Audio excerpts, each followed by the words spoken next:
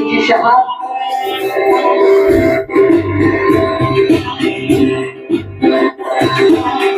डोवाल यांचा सत्कार करत आहे.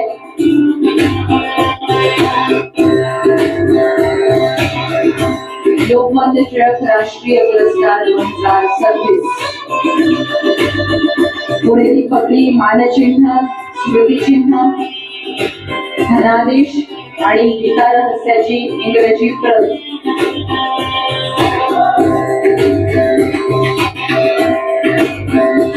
गीता रहस्याची इंग्रजी प्रत देऊन आपण माननीय सुरक्षा सल्लागार अजित डोवाल यांना पुरस्कार प्रदान करत आहोत. सन्मानपत्र देण्यात येत आहे. सन्मानपत्र जे डॉक्टर प्रणती टिळक यांनी वाचन केलं होतं आणि सोबतच गीता रहस्याची इंग्रजी प्रत, लोकमान्य टिळकांनी लिहिलेला पवित्र ग्रंथ गीता रहस्य.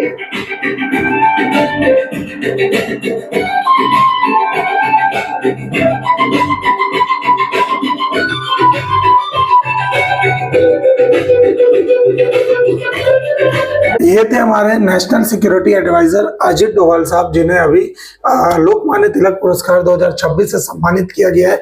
और ये भारत के सबसे लंबे समय से जो एनएसए बने हुए एकमात्र अधिकारी है जो राष्ट्रीय सुरक्षा का ध्यान में रखते हैं। ठीक है ना। आप देखेंगे ये न्यूज आया था कि अजित डोवाल को पुणे में मिलेगा लोकमान्य तिलक सम्मान, कांग्रेस करेगी अमित शाह का विरोध। तो खैर कांग्रेस अपना विपक्ष का काम भूमिका निभा रही है।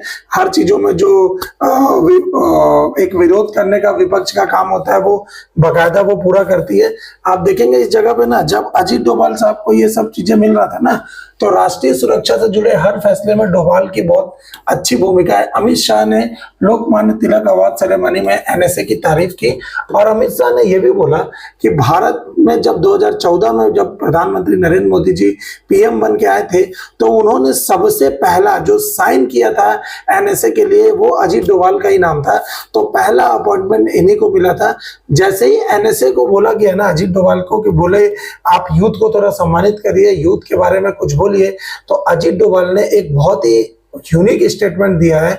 मैं चाहूंगा कि आप वो सभी सुने, यूथ के लिए बहुत इंपॉर्टेंट है ना। ये है वो स्टेटमेंट, आप सुनेंगे। आज का दिन ये भी दिन है कि जब हमें स्वयं को फिर सोचने की आवश्यकता है। माननीय गृहमंत्री जी ने इस पर बल भी दिया कि उनकी प्रासंगिकता खत्म नहीं हुई। आज भी उन्होंने कहा था एक बार हर भारतीय को, विशेषकर हमारे युवाओं को यह सोचने की आवश्यकता है कि जिस मार्ग पर जो भारत की उनकी परिकल्पना थी वो क्या थी और क्या भाव का राष्ट्र निर्माण का।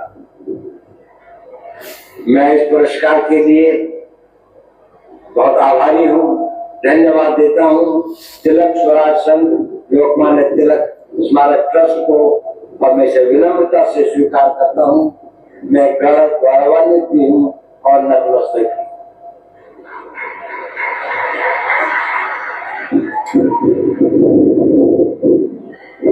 लोकमान्य तिलक जी के जीवन को समझना, उनकी गहराइयों को देखना, उसके लिए उस समय के काल, उस समय के मजबूरियां, उस समय की दयनीयता को शायद हम लोग उसकी कल्पना नहीं कर पाते। विशेषकर जो हमारा युवा वर्ग है वो सोचता है शायद भारत हमेशा ऐसा ही था, जिसे हम स्वतंत्रता कहते हैं। शायद उनको लगता है कि स्वतंत्रता केवल वह करने की जो आपकी इच्छा है, स्वतंत्रता ये नहीं थी। जिन लोगों ने स्वतंत्रता के लिए अपने प्राणों को न्यौछावर किया, जिन लोगों ने इसके लिए संघर्ष किया, जिन लोगों ने हमें इसका नेतृत्व दिया, लोकमान्य तिलक उसके सिरमौर थे। उसके उनका जो व्यक्तित्व था, उनका जो समय था, उस वक्त तक वो आवाज उठाने की हिम्मत बहुत लोगों में नहीं थी।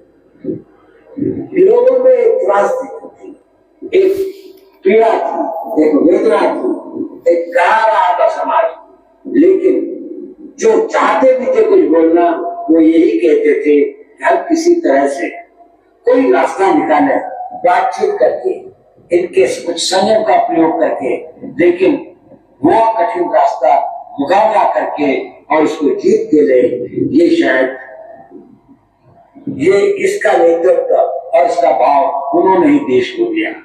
रास्ता की बेड़ियों को उन्होंने झिझोड़ने के लिए देश के युवकों और देश की जनता में एक नई चेतना और उसका और जितना भी इन्होंने कहा ना, कोई गलत नहीं कहा, क्योंकि जब आजादी के पहले जब देश में ये सब चीजें होता था ना, स्ट्राइक वगैरह, तो उस टाइम का कंडीशन अलग था। लेकिन सर आप भी ये भी बताइए कि अगर एक बच्चा एजुकेशन अच्छा मांग रहा है, हेल्थ अच्छा मांग रहा है, तो क्या गलत मांग रहा है, ठीक है ना। तो जेनजी लोग का जो प्रोटेस्ट है वो तो पूरा सही चीज है, बट हाँ जो कभी कभार जो विपक्ष के बोलने पे ये लोग जो अभी अपना पॉलिटिकल मुद्दा सेक रहे हैं, ये चीजें नहीं होना चाहिए। बाकी तो जेनजी का जो प्रोटेस्ट है हेल्थ और एजुकेशन के लिए, इसको तो पूरे देश ने समर्थन दिया है, ठीक है, देखते हैं उसमें। बट ये इनका बोलना ये सही है कि आजादी का मतलब मन मर्जी नहीं होता, क्योंकि आपको पता है कि ना भारत में ना, भारत को डेवलप होने के लिए ना पूरा वर्ल्ड अब रोक रहा है।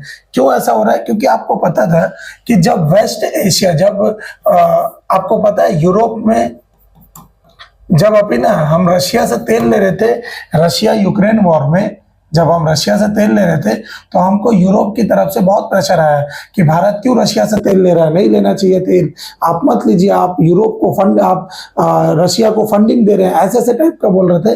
तब एस जयशंकर साहब ने कहा था कि यूरोप को लगता है ना कि उसकी प्रॉब्लम पूरे वर्ल्ड की प्रॉब्लम है, लेकिन वर्ल्ड की प्रॉब्लम उसकी प्रॉब्लम नहीं है।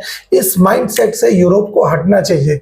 ये भारत ने फर्स्ट टाइम यूरोप को पूरा का पूरा एकदम, एस जयशंकर साहब ने जो तगड़े से सुनाया था ना, उसमें यूरोप वाले को समझ आ गया कि अब भारत दब नहीं रहा है। हम यूएसए को भी बोल दिए कि भाई ये हमको मत बताए कि हमको क्या करना है, हमको तेल लेना है, हम रशिया से लेंगे, आप लगाइए सैंक्शन जितना लगाना है। फिर भी हमने यूएस का भी बात माना, हमने रशिया का भी बात माना। तो यूएस के जो बड़े बड़े जो सेक्रेटरी है, जो पूरा देश चलाते हैं, उन्होंने कहा भी है यूएस के कांग्रेस में कि हम भारत को एक और चाइना नहीं बना सकते। यूएस ने बहुत ज्यादा दरिया दिली दिखा दी चाइना पे। आज चाइना यूएस का सबसे बड़ा और यूएस से भी ज्यादा ताकतवर एक प्रतिद्वंदी बन के शामिल हो गया है, जबकि भारत में ऐसा नहीं है। अब भारत को उठने के लिए ना बहुत सारे लोग दबाएंगे, क्योंकि भारत को एक हद तक ही सपोर्ट मिलेगा जब तक वो अपना ग्रोइंग कर रहा है, ठीक है ना। तो इसीलिए यूथ को बोला जा रहा है कि अब अपने देश के लिए समर्पित होइए, देश के लिए काम। मैं सरकार से यही पूछना चाहता हूँ कि यूथ देश के लिए काम कैसे करेगा जब उसके पास रोजगारी नहीं होगा। आप जो पेपर कराते हैं, एजुकेशन आपके टाइम में पूरा नीचे चला गया है, यूथ आगे कैसे बढ़ेगा? यूथ सिर्फ भक्ति भावना से आगे नहीं बढ़ सकता।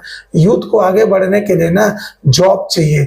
लेकिन ये भी सही बात है कि जितना हम सोच रहे हैं कि आने वाले टाइम में जो वोट बैंकर है, जो जेनजी है, उनके लिए वो जितना चीजें डेवलपमेंट का सोच के रखा है, उतना चीजें उनको ना मिले, क्योंकि पूरा वर्ल्ड भारत को दबाने में भिड़ा होगा, ठीक है ना।